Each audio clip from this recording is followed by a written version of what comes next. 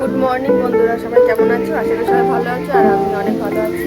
Welcome to my channel Monika নাসি daily. আর এখন দেখো সকাল সকাল রেডি এখন বাড়িতে 8:30 আর 9:30টার সময় আমাদের ট্রেন। 9:30 ট্রেন ধরবো। ওরা তো হয়ে গেল বাপের বাড়ি, এবার বাড়ি ফেরার পালা। চলো হবে এখন। সকালে তো আর কিছু খেয়ে বেরোবো না, কারণ কোথাও বেরোলে কিছু খেতে ইচ্ছা করে না, সেই জন্য একটু চা আর বিস্কুট খেয়ে নিলাম। আর মা করে দিলাম চা বিস্কুট। আর এই যে ব্যাগটাকে আমার সব গোছানো হয়ে গেছে, আমার ছেলেও রেডি হয়ে গেছে, এখন বসে একটু টিভি দেখে নিচ্ছে। ওরও মনটা খারাপ, ও মানে মামার বাড়ি আসতে যেতে চায় না। আর দেখো এবার রেডি হয়ে বেরিয়ে যাচ্ছি। এখন টোটো করে স্টেশন যাব, ওখান থেকে ট্রেন ধরবো হাওড়া। হাওড়া থেকে আবার বাস ধরবো, ওখান থেকে আমাদের যেখানে থাকি সেখানে পৌঁছাবো। চলো এবার বেরিয়ে পড়ি। আর আমার মা যাচ্ছে আর আমার ভাই যাচ্ছে আমাকে দিতে, কারণ ব্যাগটাও প্রচুর বড়, একার পক্ষে নিয়ে যাওয়া সম্ভব না। তো ভাই খানিকটা নেবে, আমরাও একটু নেব, তো এইভাবেই আমরা ব্যাগটা নিয়ে যাব।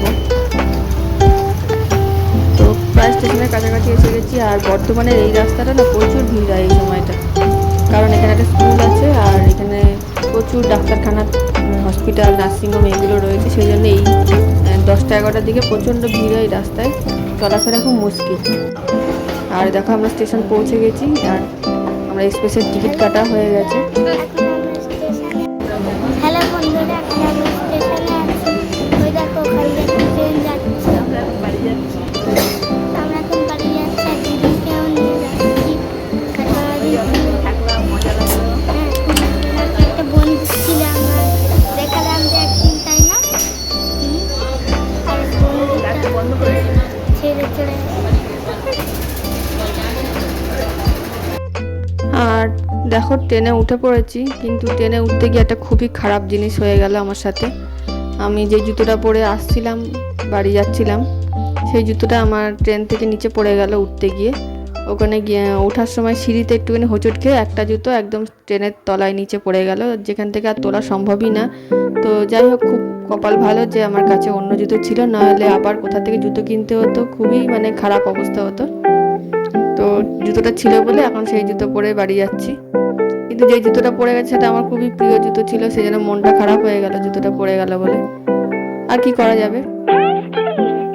তো এই ট্রেনটা তো কোথাও দাঁড়ায়নি, একদম ডাইরেক্ট বর্ধমানে ছেড়েছে আর হাওড়াতে গিয়ে দাঁড়াবে।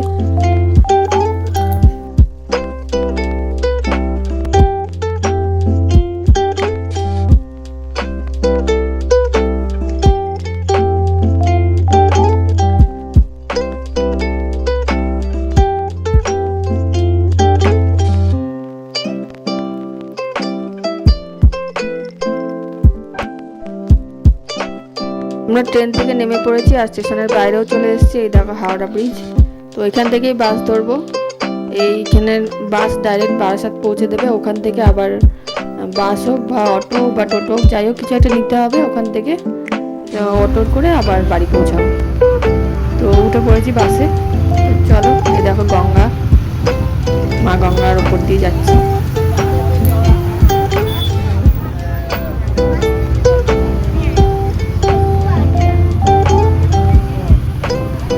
বাড়ি পৌঁছে গেছি আর শাশুড়ি মা রান্না সব করে রেখেছিল, ডিমের ঝোল, বেগুন ভাজা, ডাল আর গন্ধরাজ লেবু কেটে রেখেছিল। তো যাই হোক সেই সবই খাওয়া দাওয়া করে এখন একটু রেস্ট নেব। আবার আরেক জায়গায় যাওয়ার কথা আছে আমাদের পাশেই, তো সেখানেও যেতে হবে। তো একটুখানি রেস্ট নিই, তারপর আবার তোমাদের সঙ্গে কথা হচ্ছে। বন্ধুরা এখন বিকাল 5টা বেজে গেছে আর বাড়ি এসেছি প্রায় 4টার দিকে। খেয়ে একটু রেস্ট নিলাম। আর এখন আবার মিটিং আছে আমাদের, সেই গ্রুপে যে মিটিং